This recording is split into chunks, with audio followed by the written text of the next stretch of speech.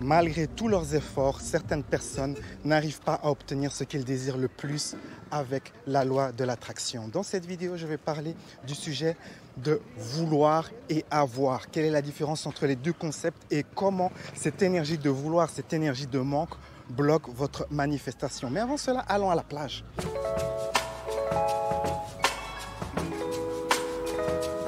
J'appelle parfois cela la théorie du t-shirt blanc. Vous savez, ce t-shirt qu'on met sous les chemises.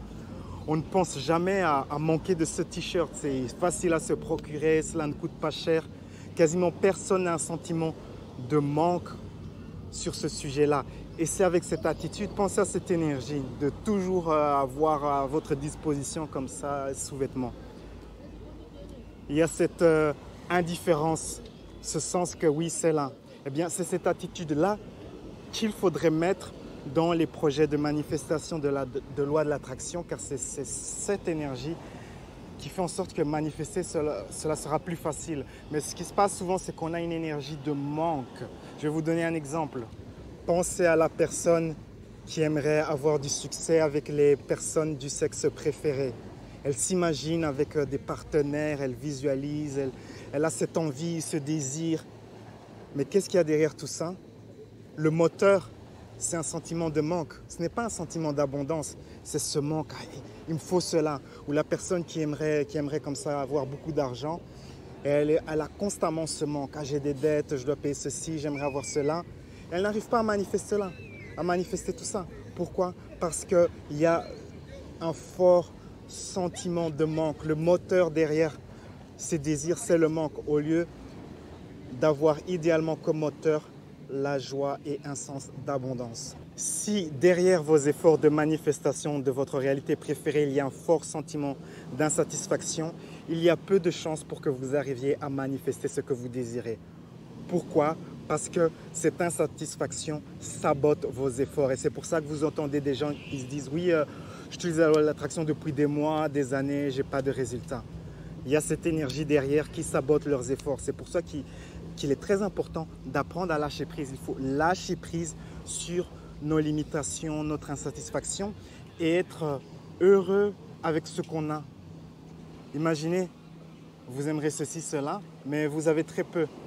Eh bien, soyez heureux avec cela, car ce bonheur conduit, cette énergie de bonheur va plus vous aider à manifester votre réalité préférée que l'énergie du manque.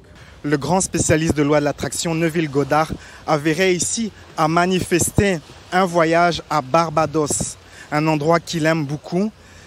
Et pour ce faire, il a utilisé la loi de l'attraction, mais il a utilisé la loi de l'attraction de la bonne manière, c'est-à-dire en imaginant depuis le point de vue de déjà être là-bas.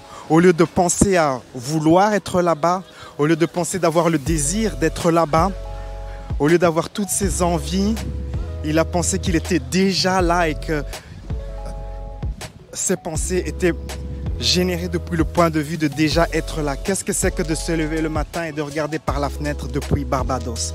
Qu'est-ce que c'est que de manger un petit déjeuner qui a été préparé avec les spécialités locales de Barbados?